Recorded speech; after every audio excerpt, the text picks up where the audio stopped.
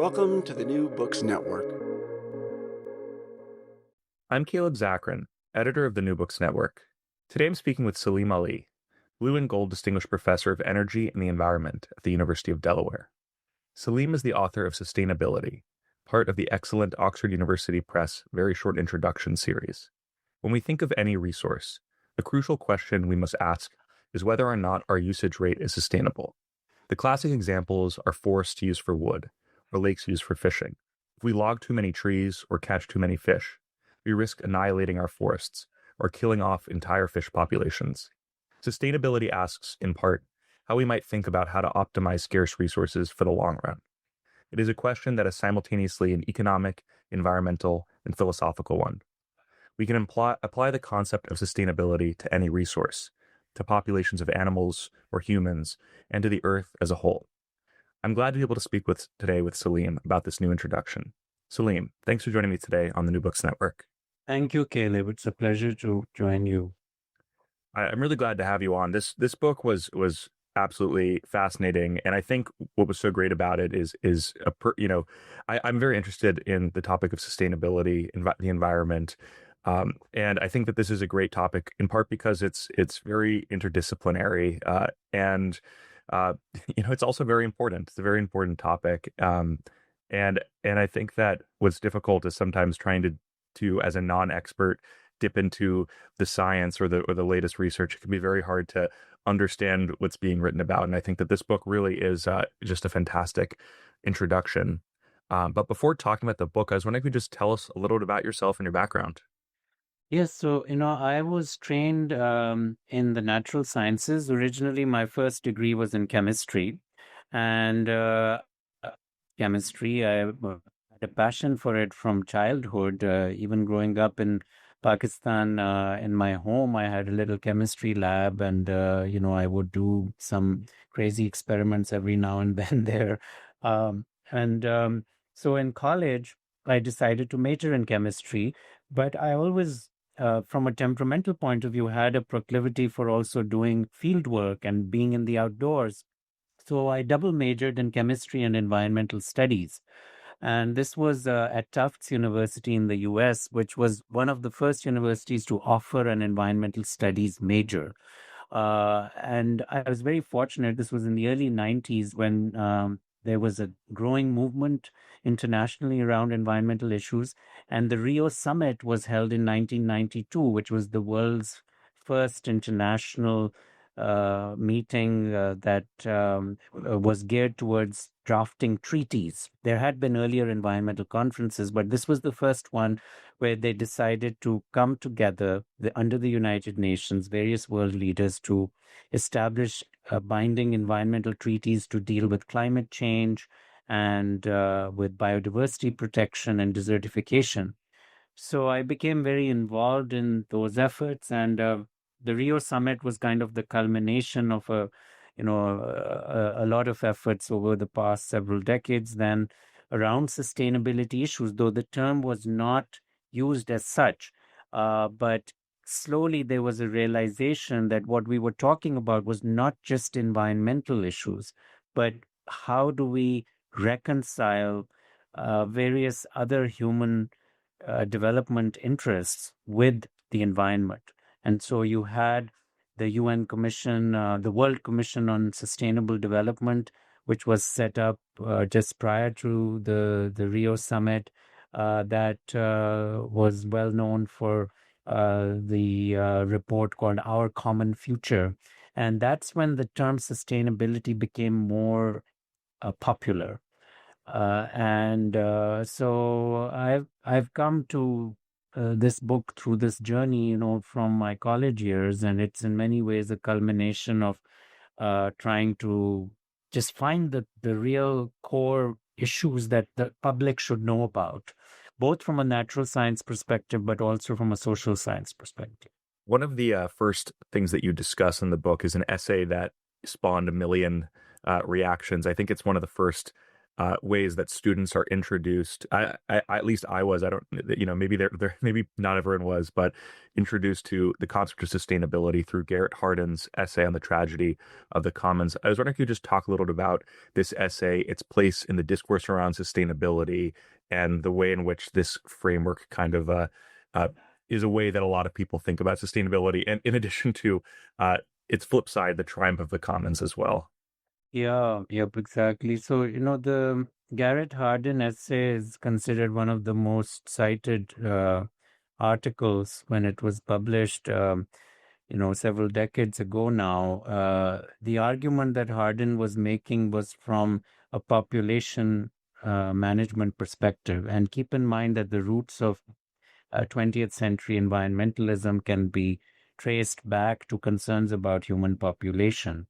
And Hardin came from that kind of mindset where there was a concern that if you have an overpopulated planet, you will deplete resources. And so that's what he was referring to in terms of the tragedy of the commons, that if you have a finite resource and it's overused, you're going to end up with a collapse of the resource. And hence that usage is unsustainable. And there was this view that population, for that matter, after a certain point would be unsustainable. This was challenged later by scholars also because it came across as somewhat exclusionary towards countries in the global south, and it was shifting the blame of population growth to poorer countries, whereas there was also the other issue, of course, of overconsumption in wealthier countries and communities. So modern environmentalism went through this tension between those who were arguing for population control and those who were focusing more on consumption. And that's when, so the Garrett Hardin article is seminal to that debate, but also an important feature of that article. One of the solutions he came up with to this problem was that we should have some kind of property rights. And so that allows you to then manage the commons and hence have better resource outlooks from a sustainability perspective. But then Hardin became, quite controversial in his views. He later wrote a book called Lifeboat Ethics, where he, made the argument that if you have too many people, sometimes you have to be cruel to be kind, and you throw people off the lifeboat, which is also kind of, he got into a lot of very other controversial material around eugenics and, so Hardin's work then became less relevant to modern conversations. But the article is still widely cited because it was the first to kind of synthesize this whole approach. And, it's interesting too. I think after I initially learned about Hardin's article, then it was kind of funny. I don't know if this is like the standard way that sustainability is taught, but I felt it to a certain extent. Like whatever course I took in college kind of mirrored in many ways this first chapter, where then it looked at this famous bet about material, the resource prices. So could you talk about that bet? Oh yes, yeah. That was a bet between Paul Ehrlich and Julian Simon. Paul Ehrlich was one of the people who was very concerned about population growth. He's a biologist at Stanford who's in his 90s and still quite remarkable force in sustainability science. But Ehrlich and he wrote a book called Population Bomb, Population Explosion. He came into conflict with another researcher at the University of Maryland named Julian Simon, who was an economist. And economists, tend to say that the market is able to figure things out, and there's this invisible hand that can really calibrate how much resource usage is going to be optimal. And so he came up with this bet with Julian Simon. Paul Ehrlich proposed it that we will run out of copper by this certain year, and the price of copper is going to just skyrocket because we are just going to deplete copper. And so Ehrlich bet this in, it was, I think, in the late 70s or early 80s. And he lost the bet. Julian Simon won the bet in terms of, because we didn't run out of copper. We are still mining copper. And so a lot of it, came down to, well, it depends how you define extraction from the point of view of economic geology. We are always able to try and innovate and find some ways forward with new technologies to extract, and but there will be limits to that. So I think in the short term, Airlick lost the bet, but in the long term, we know that if you're just talking about extraction physically from the earth, you are going to have limits. But then you have to think about the circular economy, and these are the kinds of interesting, debates that the book tries to delve into with more nuance. Because if you think about a circular economy, then metals could be indefinitely usable. They are renewable, because once you extract them, you put them in products, and as long as you can find a way to extract them back from the products, then you can still have them reused indefinitely. So they can be renewable, but they're not renewable from the earth itself, but in use they can be renewable. And one of the reasons I wrote this book, going back to my background in chemistry, is I think a lot of young students who are interested in sustainability, they are not willing to go into the hard science of understanding some of these dynamics, and they come up with a very superficial view of thing. Well, mining is non-renewable. How can you say it's sustainable? Mining is inherently unsustainable. And yes, you're right to one degree, but you are missing the trees for the forest, because you have to think about the metals themselves. And what is it that happens to metals when they are in products? How are you transforming them chemically? How much energy do you need to employ to get them out of their new states that they are in? And then you can make a decision. Yeah, I think obviously when the sort of the tragedy, the commons examples of like a fishery that's dealing with with something that is biological, or is that is just regenerating on its own. So if you don't fish for a certain amount of time, then when you come back a year later, there's going to be more fish, because they will have laid more eggs, and new fishes will have hatched. Same thing with a forest. If you don't do anything, if you don't log, then you come back and there will be more trees.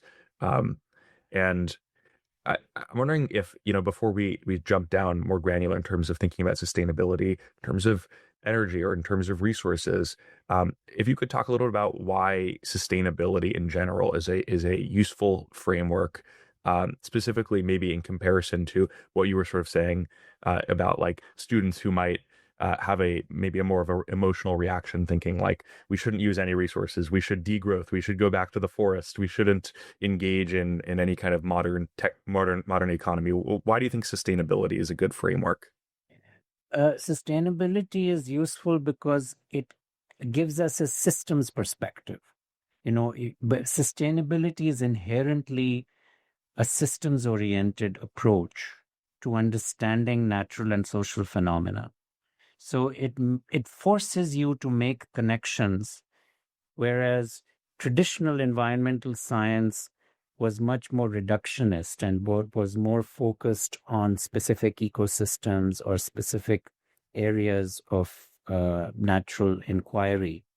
Sustainability says, wait a minute, you have to think about humans as part of the natural system. You have to think about all the ways in which the planet itself is subject to natural processes, and then what's the role of humans and other organisms.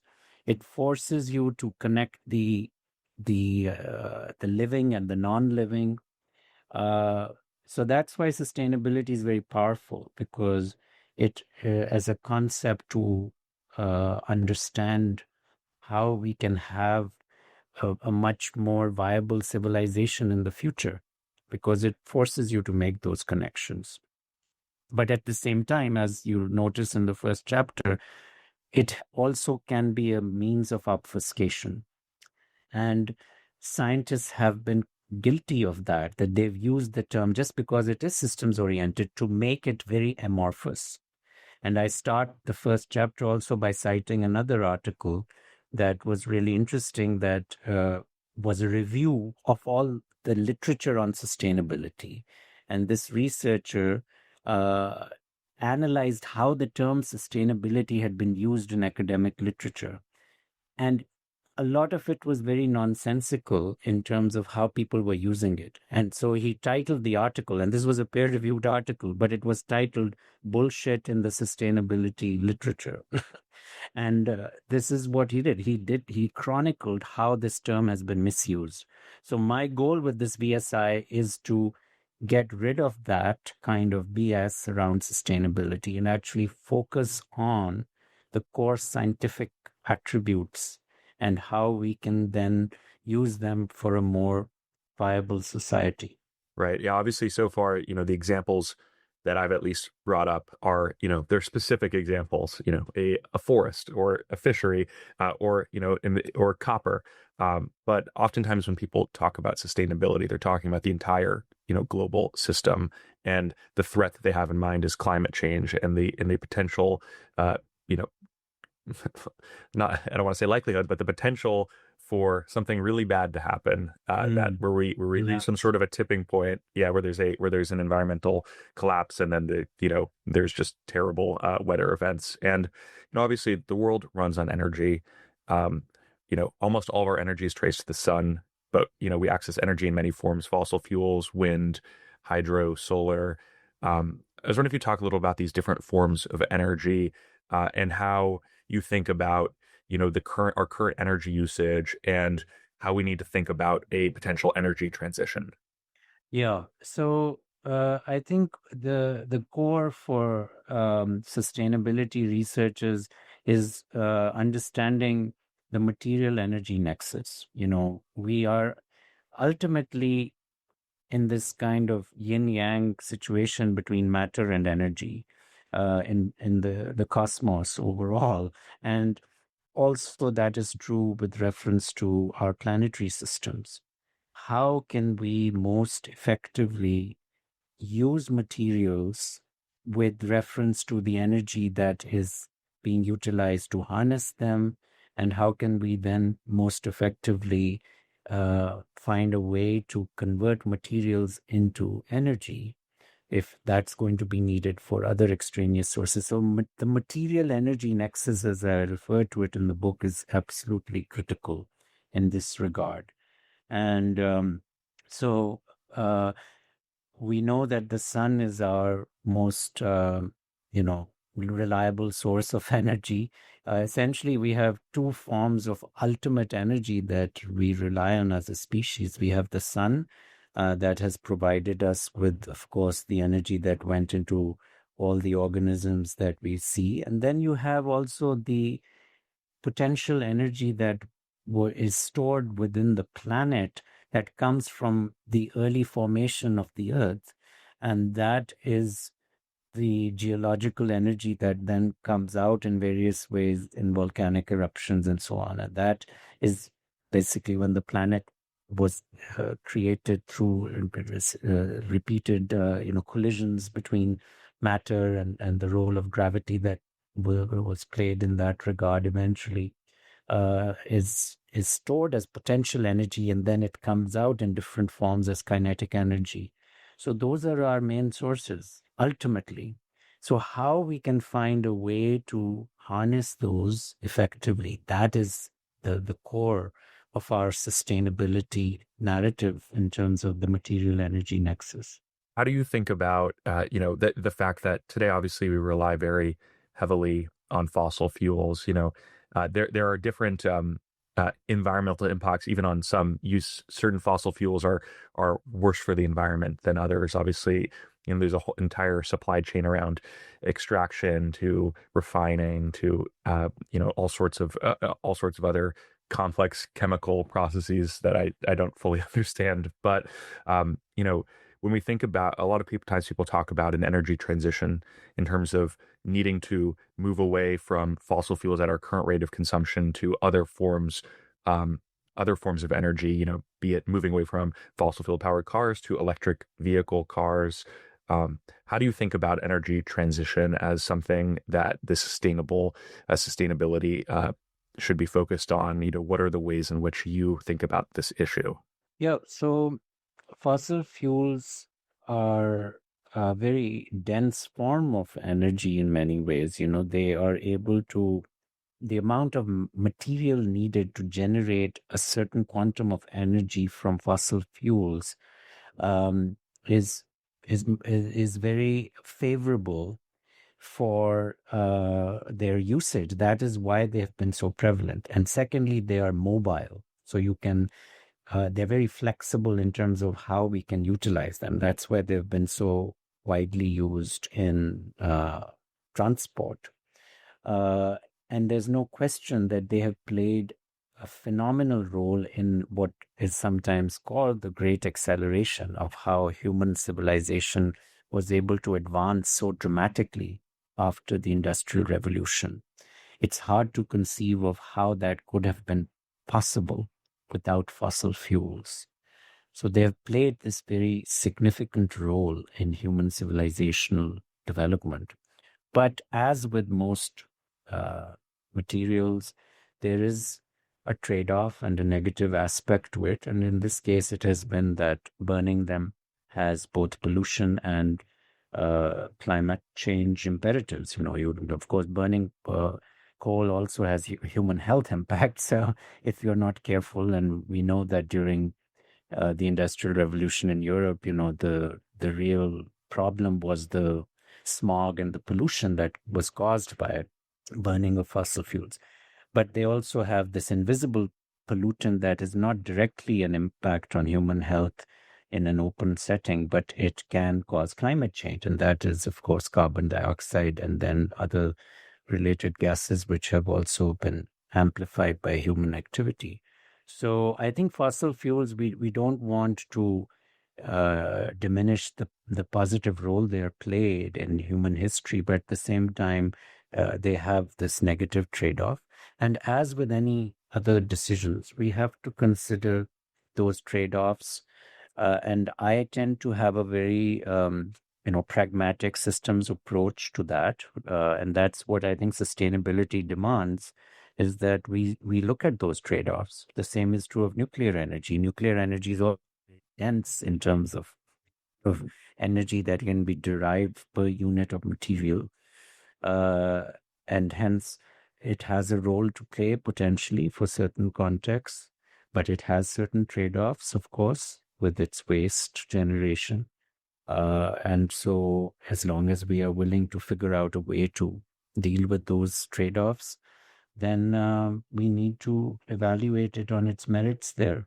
Something I'm very fascinated by, when I look at either things on social media or in the news, is this tension between techno-optimism and degrowth, sort of on two sides of the spectrum about how people think about sustainability. That there, on the one hand, there are people that think and believe that we will have some kind of a technological breakthrough, be it fusion or some other form of energy that allows us to avoid the worst of climate change.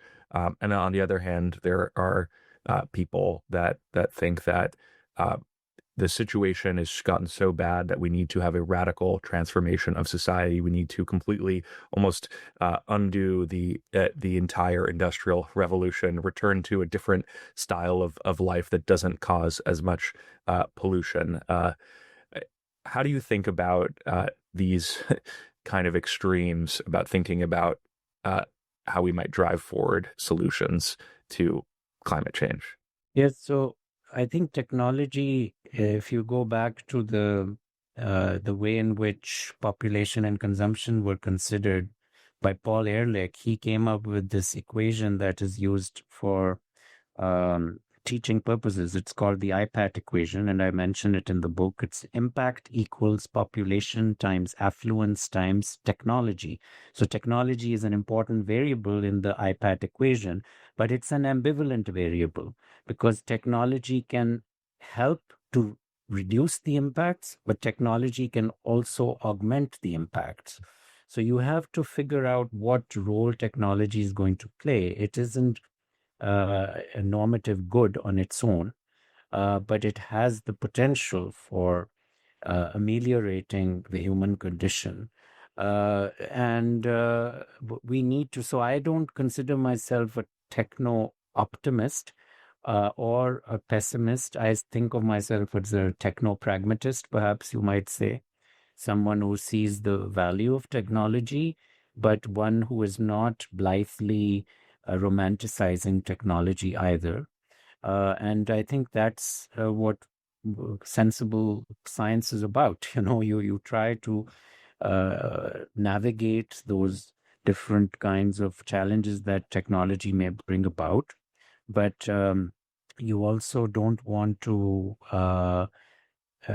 stifle innovation, because innovation has allowed us to, double our lifespans within 100 years. It's allowed us to have just the understanding of our universe in ways which we would never have imagined without that. So I think we need to respect technology, but we need to also know that each technological development will have costs, and then we find ways to evaluate those costs for what they are. But technology is definitely an important way by which we will be able to have a more sustainable trajectory for humanity if we are not willing to make other trade-offs. So, the technology is going to give us some buffering opportunity potentially if we use it well. One of the parts of the book that I found really interesting, because I thought it helped to really concretize the threat of climate change, was the chapter discussing tipping points, looking at very specific areas or regions that might if there is some kind of impact, for example, ice shelves calving into the ocean, leading to rising sea levels, looking at the particular impacts that might have. Can you talk about this notion of tipping points and how it factors into the way in which ecologists think about the threats of climate change and the importance of sustainability? Yes. So, as with many physical systems where you might be in a situation with a seesaw where, you just move things right after a certain point, it's going to go the other way.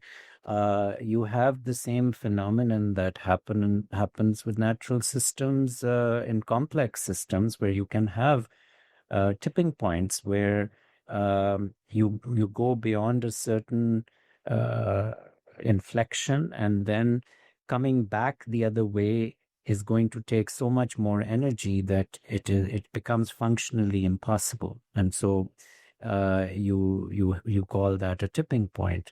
And so with climate change, there is also this concern that after a certain point of inflection, we keep heating things up, and then there will be a point where you have an irreversible impact on human time scales. And then it's better to prevent that from happening. And that's why much of the effort on climate change has been on mitigating, so we don't reach that tipping point. But as a pragmatist, I also recognize that we should plan for eventualities where we cross a tipping point. And that, I think, is now dawning upon much of sustainability sciences. Okay, if we cross that tipping point, what do we need to do? That doesn't mean that we will not be able to survive as a species. It just means that it'll be a very different future. So one of the other things the book tries to do is there can be different sustainable futures. You can have one future which is going to involve fewer species on the planet, maybe more pollution, more the kind of Blade Runner world, which you might see from science fiction.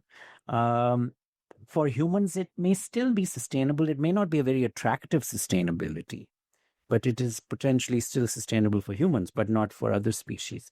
Or we may have a more attractive trajectory where we have perhaps a larger biodiversity of the planet. We have a lower imprint in terms of our relationship to other organisms.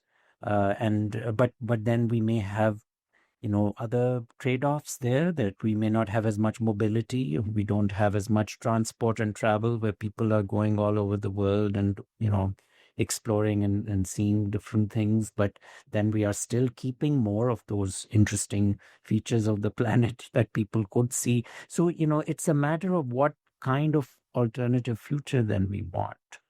And that's also part of this journey of understanding sustainability. Yeah, one of the things that you discuss in the book is and it's something you've already actually mentioned at the beginning is this notion of renewability.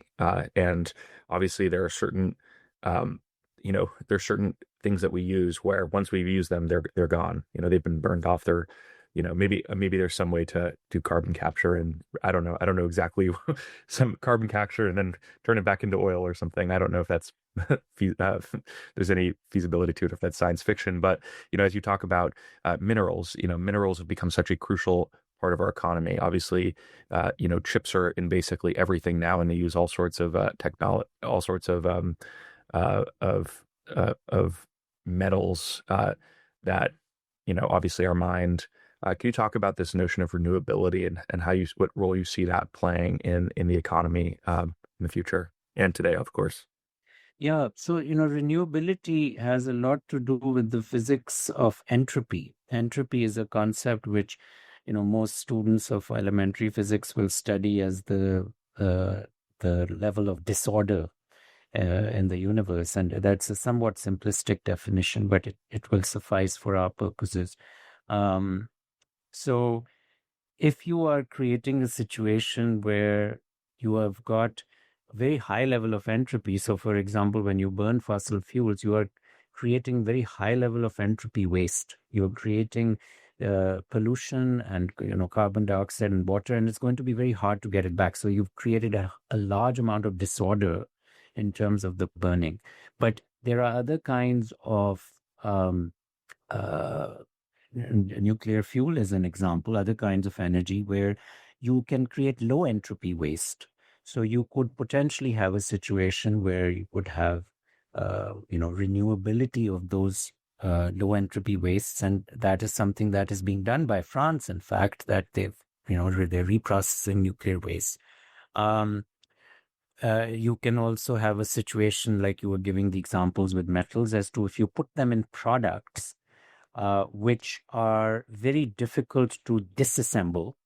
So then you are creating a situation where the metal is not going to be functionally renewable. And so you want to create products which are modular, which are easy to disassemble, so that they are more functionally renewable. The term renewable is often used, though, in the common nomenclature to talk about biotic resources, like you were talking about fish or forests. So those are considered renewable because they can essentially be generated through natural systems automatically through processes. But I don't confine my use of the term renewable just to that. I think renewability can be in these other facets as well.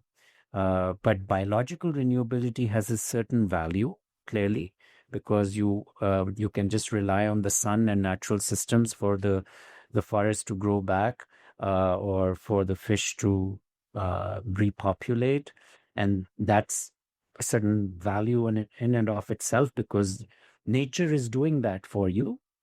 But you can have renewability also through these other mechanisms that require more human agency and intervention.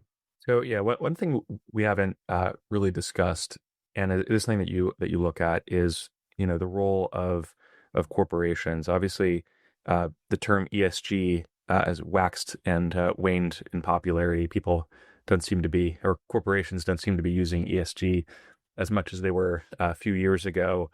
But how do you see, or how do you think corporations can think about sustainability as something not only in terms of like maybe a social good, but also as a way that might align with their business goals of seeking profit?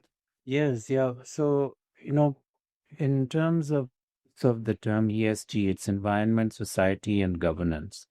And in many ways, that is derived from the three legs of the stool of sustainability. Because when the Brundtland Commission defined sustainability, it was environmental, social, and economic. And instead of economic, they put governance, because economics is assumed that there is already, you're a company, so you're making some kind of economic decisions. But I would say that the stigmatization of the term ESG, unfortunately, uh, has come about because there is a lack of understanding that you can do well by doing good.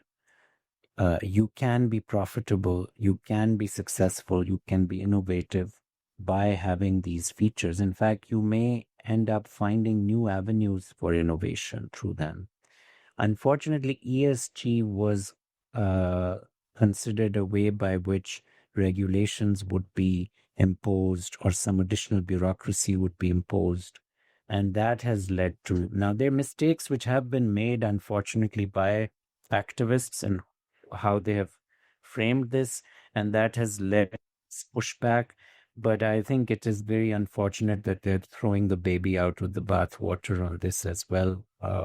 We really need to consider that nations themselves can benefit from ESG, or whether you call it sustainability initiatives, or whether you call it green growth, if you like, that makes better sense, that you are doing well by doing good. And I don't think that is in any way anti-nationalistic, or it is undermining the innovative potential of corporations. Uh, and so I think that's what we need to highlight in this whole dynamic. And ultimately, these businesses are dependent on natural capital. Any company, its financial capital, if you trace it back, is going to be dependent on natural capital. That's why we are having these discussions about the minerals deal with Ukraine, or, even if you have to make AI chips, those AI chips will require gallium, they will require silicon, they will require all these natural capital resources. And so it's in the interest of the company to make sure they have a secure supply of these resources. But how will they do it? They will have to figure out the supply chain is not constrained.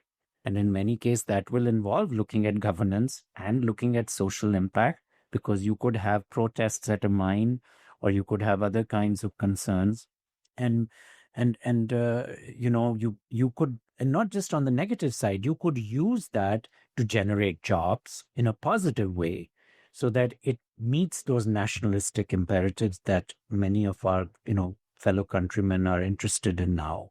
And that's the way to think about it then. And then I think you would see that this whole stigmatization that we have seen recently will go away. Yeah, yeah. No, it's hard to know what happens. I do think that, in many ways, sustainability is definitely still here to stay, in part because, the the natural reality hasn't changed. There is resource depletion, and there still is going to be a necessity to think about how to optimize that use, whether or not, as you pointed out, whether or not we privilege, the human strictly over animals or the environment, or we think about balancing humans with biodiversity, no matter what, no matter where a person, what a person thinks, we're still going to have to think about sustainability. Yep. And also you can create value from it. That's key, because a lot of this knee-jerk antagonism towards environmental efforts is presuming that there's a zero-sum game between the environmental benefits and the economic costs. But in fact, a lot of those environmental benefits can generate economic benefits as well. Not always in the short term, but in the long term. And I think that if one recognizes, there's some common sense things, if you are going to be able to find a way to reuse your water in a factory, you'll save on your water bill. It's an ESG thing, but it's good. You're saving money, in the long run. Maybe you'll have to put a little bit of capital investment in putting pipes that circulate the water. but you'll save down the road within 2, 3 years, you'll recoup it. And businesses will do it anyhow, ultimately. I think capitalism itself will drive people towards that. And I think there's plenty of low hanging fruit there, which we have still not reaped. Yeah, absolutely. I completely agree with that, and I do think that you know the future entrepreneurs who find ways to make resources that we haven't yet found out how to make them easily renewable will end up making a lot of money because they will get resources that are now basically next to cost next to $0 and figure out how to sell them for $1. And anyone who can sell $0 for $1 makes a lot of profit. Um, well, I'm wondering, because people should definitely go and read your book. There's so much that we weren't able to discuss, and you really go in incredible detail into the book, even for just an introduction. It's quite impressive. But I'm wondering, for people interested in this topic, if there's anything else that you'd recommend that they go and check out. I know you've written some other books too, and this is obviously a very live topic. So if there are any blogs, things out there for students that you think students or just anyone interested in this topic that they might go to? Yes, certainly. If you're interested in a more in-depth discussion of how natural systems connect with social and political systems around sustainability, I have another book with Oxford University Press called Earthly Order: How Natural Laws Define Human Life. And that's a much more detailed book, that goes into the laws of nature and how ultimately social and political systems are also dependent and reliant on the laws of nature. And that goes a lot into even, theoretical physics and all. And then it goes from there on a journey all the way to political systems and how ultimately even why do nation states exist the way they do? Ultimately, you will find many of them have to do with ways in which natural order has intersected with social order. So that's one I would suggest maybe of interest to your audience. But there's a vast literature on sustainability more broadly. Some of my mentors, William Clark, has co-authored a book which is with Pamela Matson, which is like a textbook on sustainability called Pursuing Sustainability. And there are others as well. Actually, Clark very kindly also wrote a cover endorsement for the book, but VSIs don't have a cover in the same way. So the endorsement is on the Oxford University Press website. But Bill Clark is a member of the National Academy of Sciences, and he's one of the founders of the field of sustainability science in academia. So someone to refer to in terms of writings that he continues to do. In terms of online publications, there's several there's several blogs that are available, like through there's the National Sustainability Society, I would suggest also, which has been set up recently. That's an academic organization, and they also have a conference annually now that might be worth attending. The next one is in Indiana and Notre Dame in October coming up. And then in terms of my own popular writing, I write a sustainability column for Forbes. You're welcome to read that. It's usually every week I write something which is around sustainability but linked to the news cycle. So you're welcome to check that out as well. So yep, just some ideas.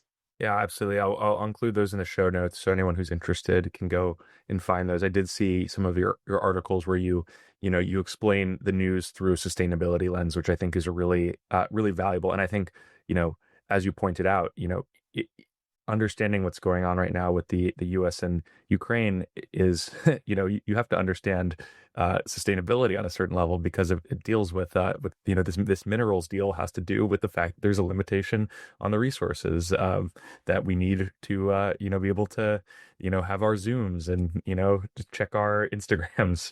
So I'll definitely include those in the show notes. Well, Saleem, it was really wonderful to speak with you. I really enjoyed talking with you. Definitely given me a lot to think about. So thank you so much and have a great day. Okay, Caleb, thank you.